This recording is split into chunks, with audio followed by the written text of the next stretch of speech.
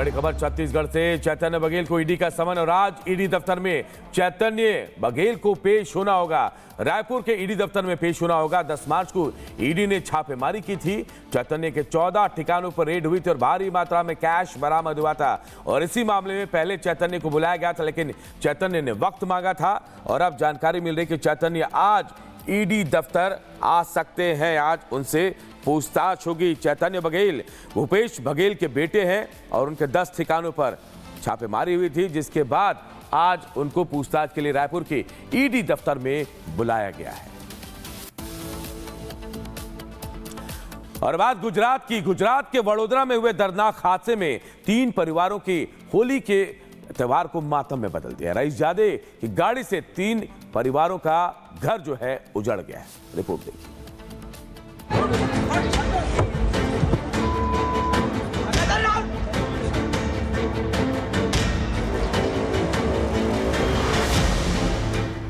तस्वीरें गुजरात के वडोदरा की हैं, जहां तेज रफ्तार कार ने बाइक सवार को बेरहमी से टक्कर मार दी, जिससे 3 लोगों की मौत हो गई और 7 लोग घायल हो गए।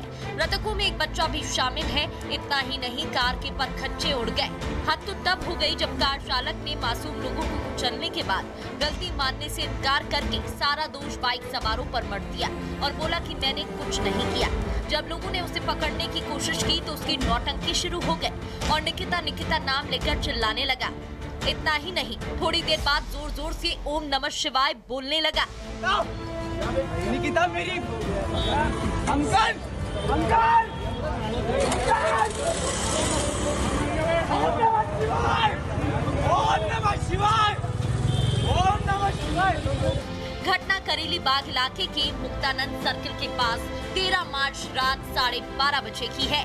सीसीटीवी में साफ दिख रहा है कि तेज रफ्तार कार स्कूटी को पीछे से टक्कर मारती है। टक्कर के बाद स्कूटी सवार महिला को कई फीट तक घसीटता है, लेकिन चालक ने कार नहीं रोकी, जिससे उसकी मौके पर ही मौत हो गई। घटना स्थल पर मौजूद भीड़ ने आरोपी को पुलिस के हवाले कर दिया, जिसके बाद पुलिस ने आरोपी कार चालक रक्षित रवीश और उसके बगल में बैठे प्रांशु चौहान को गिरफ्तार कर लिया। दोनों लॉ स्टूडेंट थे। पुलिस ने बताया कि रैपिड टेस्ट में पता चला है कि दोनों ने ड्रग्स लिए थे।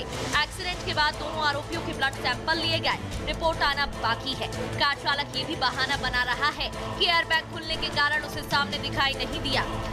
वो आ रहे थे, एक स्कूटी थी, स्कूटी से हल्का सा टच हुआ, एयरबैग तुरंत ही खुल जाता है, क्योंकि वो उसकी न्यू गाड़ी है एकदम, उसका सेंसर ऐसा है कि हल्का सा भी छुएगा एयरबैग खुल जाता है। एयरबैग खुल गया, फिर आगे कुछ देखा नहीं और डिग्रेड हो गई गाड़ी। मुझे पता ही नहीं है क्या हुआ गाड़ी को। उसके बाद क्योंकि सीधे पुलिस वाले इधर ले आए थे। कार चालक को पुलिस ने गिरफ्तार कर लिया। हो सकता है उससे सजा हो जाए, लेकिन जिस महिला की जान गई उसके परिवार का क्या होगा? क्या उसकी भरपाई हो पाएगी? Bureau report, Republic Bharat. और सोने की तस्करी मामले में गिरफ्तार अभिनेत्री रानिया राव ने बड़ा खुलासा किया और कहा कि ये जो सोना था, ये उसने टॉयलेट में जाकर सोने की रॉड को अपने शरीर से चिपका लिया और इस सोने को उसे बेंगलुरु में डिलीवर करना था। बताया जा रहा कि 1 किलो सोने के डिलीवरी पर 1 लाख रुपया रानिया राव को मिलते थे और ऐसे ही हर ट्रिप में वो 12 से 13 लाख रुपए की कमाई करती थी।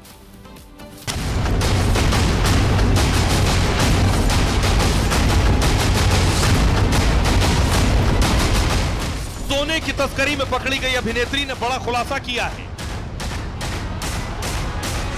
अभिनेत्री ने बताया कि वो 14 किलो सोने को कैसे शरीर में छुपा कर लाई। रानिया राव ने एजेंसी को बताया कि YouTube पर जाकर सोना छिपाने का तरीका सीखा। करोड़ों रुपए के सोने की तस्करी में विदेश में बैठे सरगना का हाथ हो सकता है।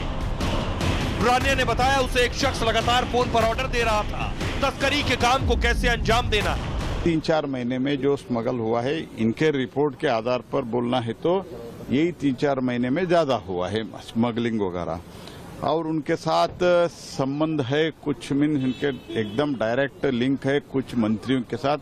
ऐसे भी बहुत ही बड़ी मात्रा में मीडिया रिपोर्ट है, उसके बारे में कुछ नहीं कर रहे। सबके लिए केंद्र सरकार ये तो क्या तरीका है? पहले ठीक तरह से इंक्वायरी करो और उनके किस ब्यूरोक्रेट से संबंध है, क्या क्या कर रहे हैं, वो सब इंक्वायरी करो। बाद में आपको बोलना है तो बोलो। अभी तो कुछ करते ही नहीं, इंक्वायरी नहीं करते, सबको बीजेपी बोलना, केंद्र सरकार बोलने में क्या मतलब है? इंटरनेशनल डेस्टिनेशन से ट्रैवल कर रहे तो संबंध किसके साथ है? किस मंत्री के साथ है इसे आ रहे हैं ना, और चेक क्यों नहीं किया? कहाँ है? बेंगलुरु में आके अंदर आके सब किया है ना।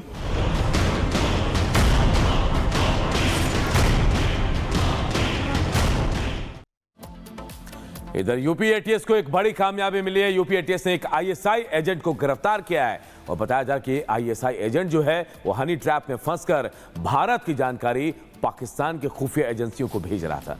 देखिए रिपोर्ट।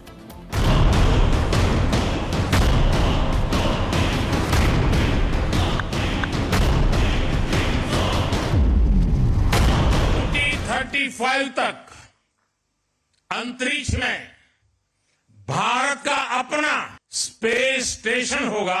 भारत का एस्ट्रोनॉट भारत के अपने रॉकेट से चंद्रमा पर भी उतरकर दिखाएगा। दुनिया की निगाहें हिंदुस्तान पर टिकी हुई है।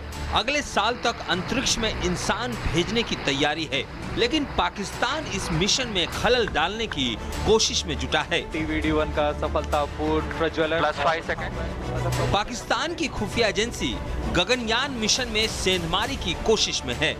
यूपी एटीएस ने पाकिस्तान की इस साजिश को आज बेनकाब किया है। एक व्यक्ति जो कि चार्जमैन के पद पर है, नाम रविंद्र कुमार, उनके द्वारा अपने पाक आईएसआई हैंडलर को अलग अलग सूचनाएं साझा किया जा रहा था, जो कि गोपनीय सूचनाएं हैं।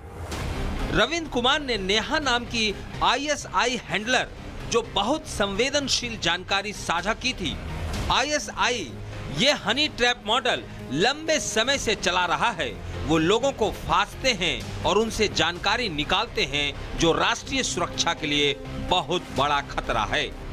दरअसल जब से प्रधानमंत्री ने गगनयान मिशन को टॉप लिस्ट में शामिल किया है, पाकिस्तान बौखला गया है। प्रधानमंत्री का कमिटमेंट उसकी बौखलाहट को और बढ़ा रहा है। Bureau report, Republic Bharat.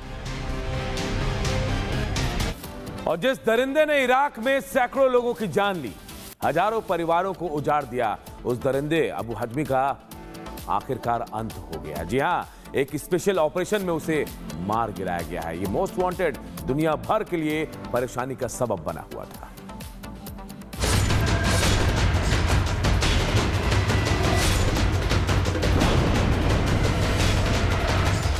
Syria में अल असद के पतन के बाद आईएसआईएस लगातार अपनी जड़ें फैलाता जा रहा है। मासूम लोगों का कत्लेआम किया जा रहा है और लगातार हिंसा के हालात बने हुए हैं। आईएसआईएस जितना मजबूत हो रहा है, इराक को उतना ही डर सता रहा। लेकिन अब इराकी सुरक्षा बलों को बड़ी कामयाबी मिली है।